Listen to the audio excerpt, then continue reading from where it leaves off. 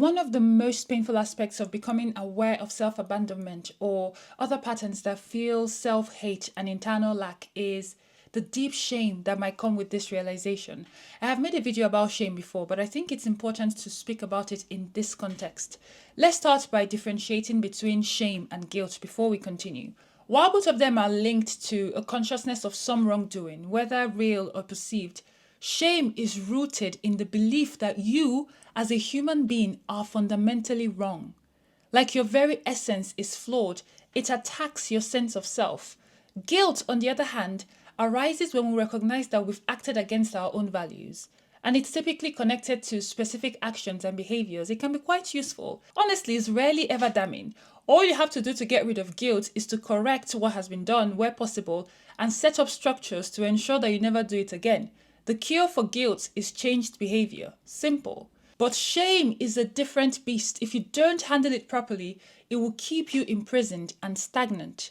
I think the first step to effectively dealing with this kind of shame is to cognitively recognize that it is a now noticeable expression of the loathing, anger, repression, or pain that you've always held inside. But the good news is, nobody is born with these kinds of feelings and thoughts about themselves. There is an origin.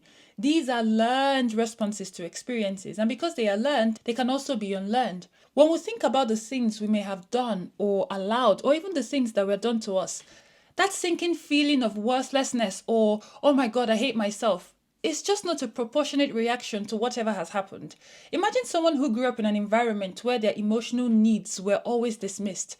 Naturally, they will begin to internalize the belief that their emotions aren't valid. So when they make a mistake today, or even in the past, when they think about the mistakes they made, their immediate response will most likely be something like, I can't do anything right, which is a straight attack on their personhood. But that reaction in reality is not connected to the event itself. It's a response to years of suppression. And this is the key. Because you've been disconnected from yourself for so long and are lacking the right tools, your instinctual response to mistakes or memories is often to further humiliate, punish, or isolate yourself. You turn inward with criticism instead of compassion. That's why I'm suggesting a cognitive reframing rather than just an emotional one. Instead of saying, I am broken and having done A, B, C, and D proves it, you can try saying, I did A, B, C, and D because deep down I might feel a profound brokenness or flawedness, pain or anger that I wasn't even aware of. The difference is so subtle, but is very crucial. The first framing puts you in a position of helplessness when nothing can be done because that's just how you are. That's your fate. That's who you've always been. But the second instills a sense of curiosity that will eventually drive change and growth. It transforms shame into something that can be understood and worked with. Instead of seeing your mistakes as evidence of your brokenness or as a reflection of your identity, you start to view them as symptoms of deeper, unacknowledged pain. And doing that makes you an active participant in your life, in your healing, rather than a passive victim of your circumstances. You can then start asking the why, what, when, and where questions. Say you're someone who has a pattern of choosing emotionally unavailable partners or relationships that leave you feeling unworthy or neglected. Instead of thinking, I must be unlovable, that's why I keep attracting these kinds of people, which would place you in a cycle of resignation, of helplessness, you could just say, I keep choosing these relationships because deep down I might feel unworthy of love or have unresolved anger from the past that influences my choices. Or maybe I've never fully accepted my own value. You'll find that the automatic next question will become, why though?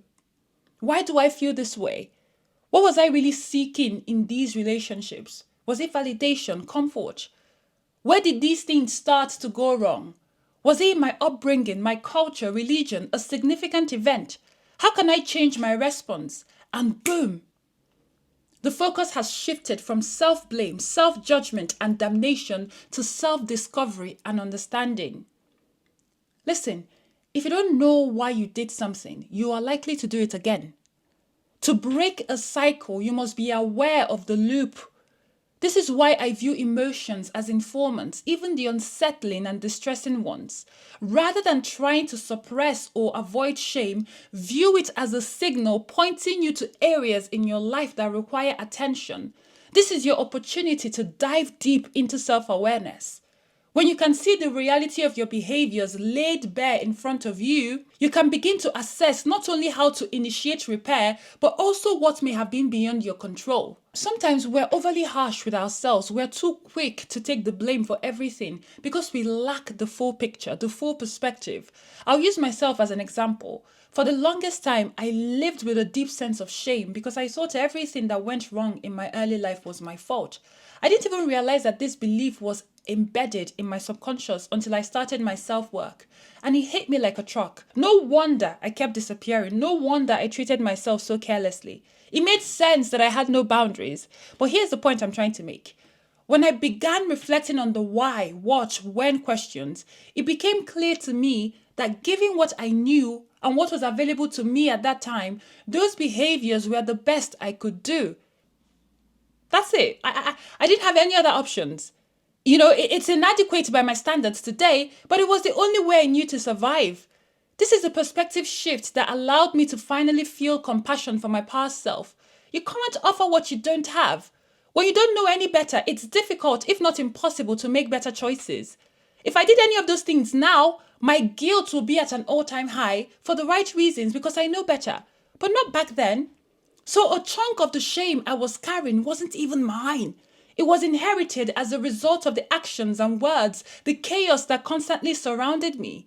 And my child brain couldn't process it any other way but to take responsibility. Someone had to. My adult brain, though, knows through critical thinking that another person's violation of your humanity says nothing about you and everything about them. So I started asking myself, whose shame am I carrying? And why should I be punished for another person's behavior? If you're willing to answer honestly, it's a liberating question. Once I identified what was truly my responsibility, like ignoring red flags or not listening to my gut, versus what wasn't, like being a child who lacked safety, I could draw a clear line between what I had control over and what was beyond my control. That clarity made it easier to pivot to self-correction without resorting to self-damnation. Listen, because of how deeply rooted it is, your feelings of shame might take time to dissipate. So don't panic when you notice that happening. All you have to do is to align it with a purpose. This will be very helpful. Ask yourself, what do I really want from this process? Is it growth, self-knowledge, healing, clarity? If you have a set goal in mind, whenever shame arises, you can mentally and verbally remind yourself of its role. It's part of your journey to self-awareness, your journey to cultivating the emotional tools that will allow you to achieve that purpose you just set, the purpose you just decided. This mindset is a way of shifting your relationship with it. You transform from being its prisoner to being a conductor of your own emotional experience. You no longer react impulsively to shame, but use it to redirect your energy. You can say out loud, this shame I feel right now is revealing a part of me that has been hidden away for a while. A part that craves change, that craves love, an upgrade, different choices. When I feel it, this isn't damnation. It's a reminder to keep taking necessary actions towards my healing or growth. Do you see how that puts you in a position of power? You're now picking up self-responsibility instead of doubling down on the shame or even fearing it. Now, your next goal will be to determine the exact tangible steps you need to take to begin your healing. This is where you move from insight to action. Maybe therapy is part of your answer. And remember, therapy comes in different forms. If CBT does not work for you, ask for different options and try them. You could be someone who needs some movement. I know for myself that movement and dance has saved my life and continue to do so. And for people who don't need that, you might be thinking how, but my brain works really hard. So I need something that brings me out of my head and into my body. Knowing where things sit in my body has been extremely helpful for my growth. So find the kind of outlet that will help you process things in a way that works for you. I also use poetry. Maybe there are conversations you've been avoiding that need to happen. Or maybe there are systems that you could set up to ensure that you don't repeat past mistakes. And that even if they happen, because nothing is perfect, we all make mistakes, and it's not a linear thing. Even if they happen, let them be rare. Let them not be an everyday thing. Don't resist your shame. Observe it. Notice when it's most palpable. What triggers it? Who triggers it? This self-awareness will help you create a roadmap to escape the loop. And if you find that your shame comes from something you might have done to hurt other people, listen, the best thing you can do is to decenter yourself in regard to how your actions affected them. No matter how much you grow, how genuinely sorry you are, or how much you change, you cannot control how someone else chooses to protect themselves from a person who has been a threat to them. This is a key part of becoming a conscious person, understanding that consequences are there for a reason. Just like you've worked to understand your whys, the reasons behind your actions, you must also come to terms with the real implications of those actions on the people you've hurt. This is about self-awareness and responsibility, accountability, okay? And you must accept it if you want to heal. No one owes you the validation of the self you are becoming. You owe that to yourself. The real work is showing up differently, not to seek recognition or forgiveness from those you've hurt, but because you genuinely want to live in alignment with your newfound values. You must want to exist differently in the world, not for others to see it, but for your own good and for the greater good where possible. And of course, if there's an opening or opportunity, a signal from the person or the people, please apologize. Go and say sorry. But when you do it without excuses, without expectations, and without hoping that the person you've harmed will help alleviate your shame or guilt. People do not owe you the relief of forgiveness. Let go of that expectation. It's a form of entitlement. It suggests that you might still be using shame and guilt as a way to escape responsibility rather than as tools for self-growth and accountability. Yes, it hurts to sit with that discomfort. It sucks, but remember, so did what you did to them. The pain is part of the process. It's up to them what they do with their story. The only second chance you should expect from anyone is from yourself. People can give you that, but they don't owe you that. Start focusing on the forgiveness you can give yourself. This is the test of true self-awareness, compassion, and growth when you can keep living in alignment with your values regardless of how others respond.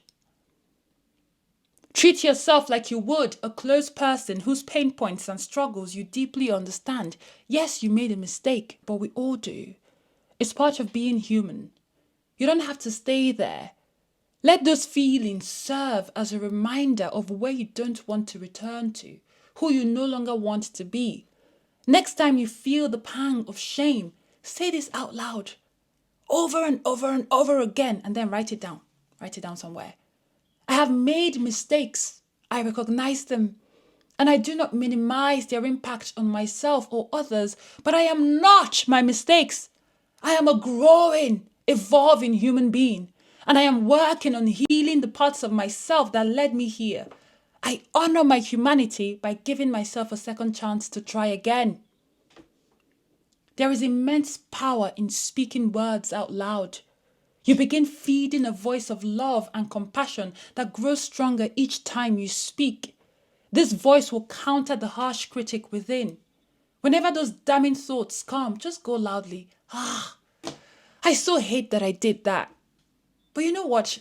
I'm learning from this and will do better next time. This isn't just about letting yourself off the hook. It's about acknowledging those things without letting them define you. That's how you honor your humanity and that of others. And remember, while you should be relentless, tenacious, yes, in the commitment to change, in your pursuit of growth, please be gentle with yourself. Regardless of the origin of your shame, it's already hard enough, okay? You're worthy of healing, of compassion. You are worthy of a future that represents, that reflects your truest self. As always, it's been an absolute pleasure. My name is Pearl, and I'll see you in the next video.